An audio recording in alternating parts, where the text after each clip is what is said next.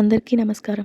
నవరాత్రి ఉత్సవాలలో 4వ రోజు శ్రీ కన్నికా పరమేశ్వరి అమ్మవారిని శ్రీ గాయత్రీదేవి రూపంలో అలంకరించారు. గాయత్రీదేవిని జ్ఞానం, ప్రజ్ఞ మరియు సృష్టిలోని శక్తులకు ప్రతీకగా చెప్తారు. ఈ రూపంలో అమ్మవారు పంచముఖాలతో కనిపిస్తారు.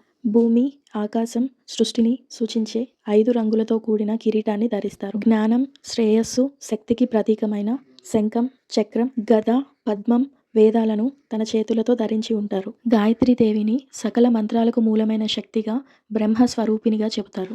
ఈ రోజున గాయత్రి మంత్ర జపం, చతుర్వేద పారాయణాలు చదవడం వల్ల బ్రహ్మ జ్ఞానం కలుగుతుందని నమ్ముతారు. గాయత్రీదేవి అలంకరణ విశిష్టత గురించి నాకు తెలిసిన విషయాలు మీతో షేర్ చేసుకున్నాను. అలాగే నవరాత్రి ఉత్సవాల సందర్భంగా శ్రీ వెంకటేశ్వర స్వామివారి గుడిలో స్వామివారిని వరాహావతారంలో అలంకరించారు. అలాగే మా ఊరిలో ఉన్న అన్ని దేవాలయాల్లో దేవీ దేవతల అలంకారాలు, వారి వైభవం ఈ వీడియోలో షేర్ చేసుకున్నాను.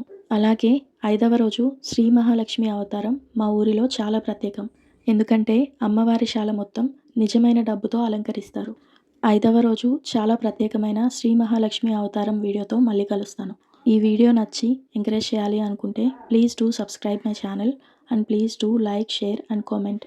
అలాగే గాయత్రీదేవి విశిష్టత గురించి నేను షేర్ చేసుకున్న డీటెయిల్స్లో ఏమైనా మిస్టేక్స్ ఉంటే మీరు కామెంట్స్ చేసి సరిచేయండి. Thank you. ఇప్పటి వరకు నా వీడియో చూసుంటే thank you so much for watching. అలాగే నా ఛానల్లో first 5 days Navratri series videos short వీడియోస్లో షేర్ చేసుకున్నాను. ఆ షార్ట్ వీడియోస్ లింక్స్ కింద డిస్క్రిప్షన్లో ఇస్తాను. Please do watch.